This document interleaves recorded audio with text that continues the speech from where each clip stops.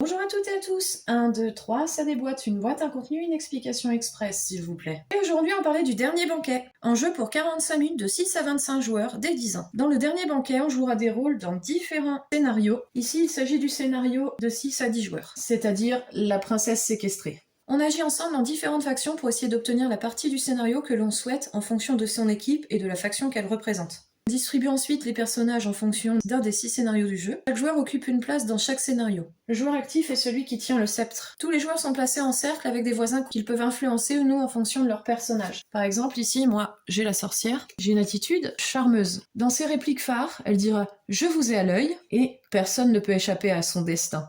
Et son action de base, ça va être d'échanger sa place avec celle d'un autre joueur.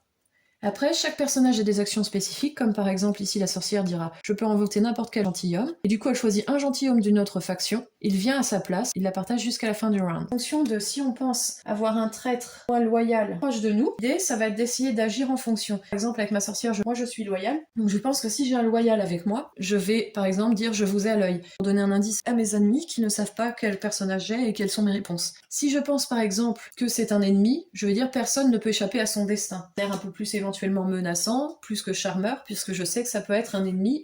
Et avec chaque personnage, on a un rôle comme ça qui est un peu étudié. On peut être soit une dame, soit un gentilhomme, peu importe notre sexe, en dehors du jeu. Il existe 5 statuts sociaux, la royauté, la noblesse, les bourgeois, la cour et les indépendants.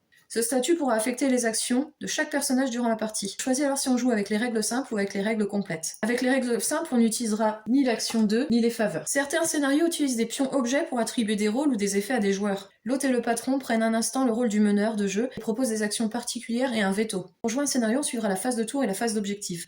Pendant la phase de tour, on jouera pour effectuer une action ou passer. Les actions peuvent changer la place des personnages, les protéger contre d'autres actions, changer la direction du jeu, etc. Les actions seront vérifiées durant la phase d'objectif. Si la mission est réussie et que le personnage a sauvé Thor de danger, les joueurs de la faction en sa faveur gagnent, sinon ce sont les joueurs de l'autre faction qui l'emportent. À vous de jouer!